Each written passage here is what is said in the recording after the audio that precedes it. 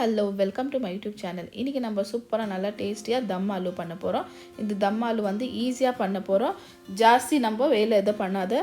எனக்கு இதுல வந்து காஜு பேஸ்ட் எல்லாமே சேர்க்கறாங்க. நம்ம காஜு பேஸ்ட் எந்த பேஸ்ட்டோ சேர்க்காத ஈஸியா பண்ண போறோம். குயிக்கா பண்ற மாதிரி வீட்ல இருக்கிற இன்கிரிடியன்ட் வச்சிட்டு சிம்பிளா பண்ற மாதிரி. இது வந்து ரொம்ப டேஸ்டா ரொம்ப நல்லா இருக்கும். வாங்க பார்க்கலாம் இதுக்கு தேவையான பொருள் என்னன்னு. பாருங்க தேவையான பொருள் என்னன்னு சொல்லிடுறேன். ஒரு 250 கிராம் அளவு கிழங்கு பாயில் பண்ணி எடுத்து வச்சுக்கிறோம். பேபி பொட்டேட்டோ தான் சின்ன சைஸு.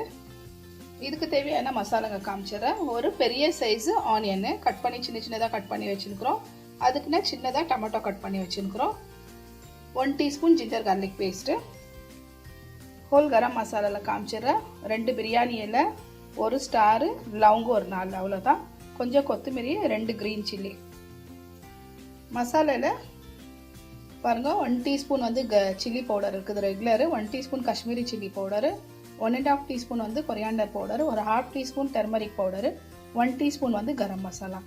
இவ்வளோ தான் சிம்பிள். இதில் நம்ம என்னத்துக்குனாக்கா இதில் கொஞ்சம் தண்ணி மிக்ஸ் பண்ணிவிட்டு நம்ம சேர்க்க போகிறோம். நம்ம மஸ்டர்ட் ஆயில் தான் வச்சுருக்கிறோம். மஸ்டர்ட் ஆயிலில் தான் பண்ண போகிறோம். ஃபஸ்ட்டு வந்து நம்ம பாருங்கள் ஒரு கடாயில் ஆயில் சேர்த்துக்கிறோம். ஏன்னா இந்த ஆயில் வந்து கொஞ்சம் நேரம் ஆகணும் சூடாகிறதுக்கு, பச்சை வாசனைலாம் போகிறதுக்கு. அதுக்கோசரம் சூடானா இதில் ஃபஸ்ட்டு நம்ம கிழங்கு ஃப்ரை பண்ணி எடுக்க போகிறோம். நல்லா சூடாயிடுச்சு. இப்போ நம்ம அந்த கிழங்கு எடுத்து இதில் சேர்த்துக்கலாம். எல்லாமே ஃப்ரை பண்ணி எடுக்கணும்.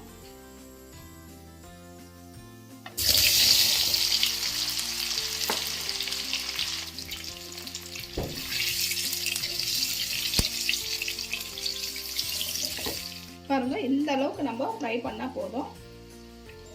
ஜாஸ்தி ஒன்றும் ஃபுல் ரோஸ்ட் ஆகணும்ட்டு இல்லை. ஜாஸ்தி ரோஸ்ட் ஆயிடுச்சுனாக்கா நம்மளுக்கு இந்த கிழங்கு சாப்பிடும்போது நல்லா இருக்காது, கெட்டியாக இருக்கும்.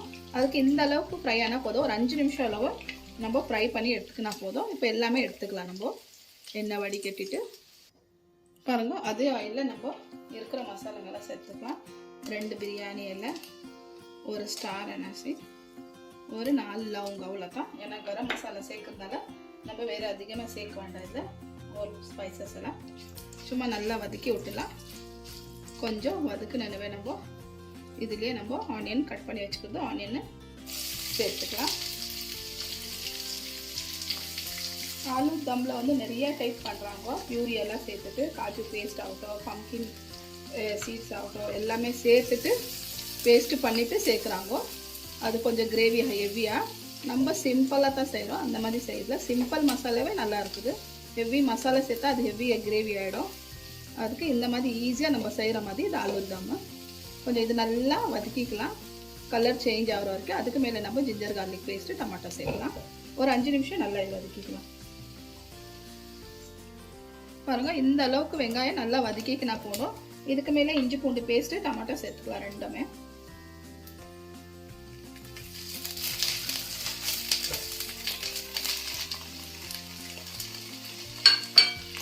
சேர்த்து நல்லா மிக்ஸ் பண்ணிக்கலாம். மிக்ஸ் பண்ணி நல்லா ஒரு 5 நிமிஷம் நல்லா வதங்க போடலாம். இது நல்லா இது கொஞ்சம் மேஷ் ஆகட்டும் டொமேட்டோவோ. அப்புறமா இஞ்சி பூண்டு பேஸ்ட்டு வாசனைலாம் பச்சை வாசனைலாம் நல்லா போகட்டும். பாருங்கள் தக்காளி இஞ்சி பூண்டு பேஸ்ட்டு எல்லாமே நல்லா வதங்கிச்சு. ஒரு 5 நிமிஷம் பாருங்கள் இந்த அளவுக்கு ஆயிடுச்சு.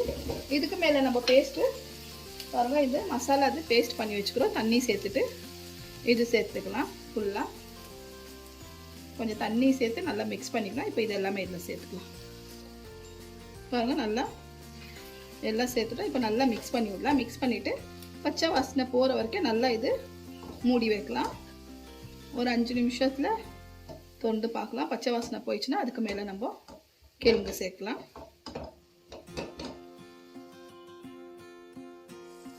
பாருங்கள் கொஞ்சம் நேரம் நம்ம மூடி வச்சுட்டோம். நல்லா பச்சை வாசனை போகிற வரைக்கும். இதுக்கு மேலே பாருங்கள் இந்த அளவுக்கு இப்படி ஆயிடுச்சு. கொஞ்சம் நம்ம தண்ணி சேர்த்தோம் இல்லைங்களா அதில். இப்போ இதுக்கு மேலே நம்ம கிழங்கு சேர்த்துக்கலாம். ஃப்ரை பண்ணி வச்சிருந்து இந்த அளவுக்கு ஃபுல்லாக சேர்த்து ஃபுல்லாக மிக்ஸ் பண்ணி வச்சிடலாம். இன்னும் வரைக்கும் நம்ம சால்ட்டு சேர்க்கல. இப்போ நம்ம சால்ட்டு சேர்க்க போகிறோம். ஃபுல்லாக சூப்பராக பாருங்கள் இந்த அளவுக்கு ஆலு தம். இது நான் சிம்பிளாக தான் பண்ணுறேன். வேறு டைப் கூட இருக்குது. இதில் பியூரி பண்ணி சேர்க்குறாங்க. காஜு பேஸ்ட் ஆகட்டும், நம்ம நிறையா டைப்பு பேஸ்ட் பண்ணிவிட்டு சேர்க்குறாங்க. இதில் பியூரி பண்ணிவிட்டு அது கொஞ்சம் கிரேவி ரிச்சாக இருக்கும். அதுக்கோசரம் நம்ம அவ்வளோ ரிச்சி கிரேவி எப்போவுமே சாப்பிட முடியாது இல்லைங்களா. எனி டைமு சிம்பிளாக நம்ம ஒரு சப்பாத்திக்காகட்டும் பரோட்டாக்காகட்டும் சிம்பிளாக சாப்பிட்டோன்னாக்கா லைட் மசாலா நல்லாயிருக்கும். ரெகுலருக்கு ரொம்ப ஹெவி பியூரி பண்ணிவிட்டு சேர்த்துனாக்கா அது ரொம்ப கிரேவி ஆகிடும் குருமா டைப்பில். அந்த அளவுக்கு வேணால் இந்த மாதிரி தான் இருக்கணும்.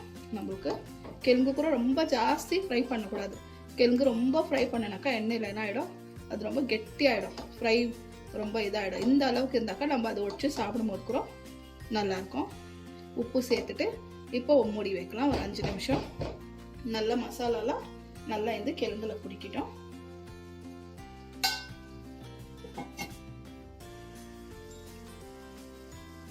பாருங்க ஒரு 5 நிமிஷத்துலேருந்து ஒரு 10 நிமிஷம் வரைக்கும் நம்ம மூடி விட்டுட்டோம். நல்லா பாருங்கள் இந்த அளவுக்கு எண்ணெய்லாம் நல்லா பிரிஞ்சு வந்துச்சு. நல்ல கிரேவி கூட பாருங்க இந்த அளவுக்கு ஆயிடுச்சு. இந்த அளவுக்கு இருந்தால் போதும். ரொம்ப தண்ணியாக இருக்கக்கூடாது, ரொம்ப கெட்டியாக இருக்கக்கூடாது. உங்களுக்கு வேணும்னா இந்த ஸ்டேஜில் நீங்கள் தயிர் கூட சேர்த்துக்கலாம். தயிர் வேணும்ப்பட்டானாக்கா நம்ம தயிரெல்லாம் எதுவுமே சேர்க்கல, சிம்பிளாக சேர்த்தோம், எதுவுமே பண்ணாத. இந்த அளவுக்கு இருந்தால் நம்ம கிழங்கு ஆல்ரெடி நம்ம வச்சுட்டு தான் வச்சுருக்குறோம், அதனால ஜல்தி வெந்துடும். குயிக்காக ஒரு 10 நிமிஷம் வச்சாலே போதும். ஜாஸ்தி வைக்கணுன்ட்டு இல்லை. பாருங்க கிழங்கு நல்லா இந்த அளவுக்கு வெந்துடுச்சு. இதுக்கு மேலே கொஞ்சமாக கொத்தமல்லியை கார்னிஷ்க்கு சேர்த்துக்கலாம். வேறு எது வேண்டாம். க்ரீன் சில்லி ஒரு 2லேருந்து 3 க்ரீன் சில்லி சேர்த்துக்கலாம். அவ்வளோதான். சூப்பராக ஈஸியாக நம்மளுக்கு தம் ஆலு ரெடி ஆயிடுச்சு. சிம்பிள் மசாலாவில் தான். உங்களுக்கு நான் இப்போ டிஷ் அவுட் பண்ணிவிட்டு காமிக்கிறேன்.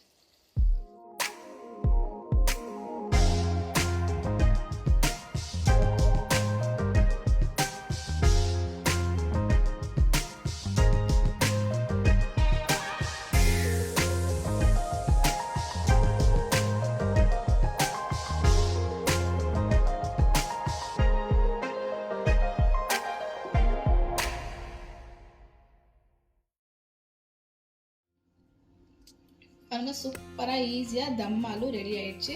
சிம்பிள் மசாலா தான் ஈஸியாக பண்ணுற மாதிரி. இந்த மாதிரி ட்ரையாக தான் இருக்கணும், ஜாஸ்தி கிரேவியாக இருக்கக்கூடாது, தண்ணியாக இருக்கக்கூடாது. இந்த மாதிரி ட்ரையாக இருந்தால் தான் சப்பாத்திக்காகட்டும் பரோட்டாக்காகட்டும் பூரி கூட சாப்பிட்றதுக்கு கரெக்டாக இருக்கும்.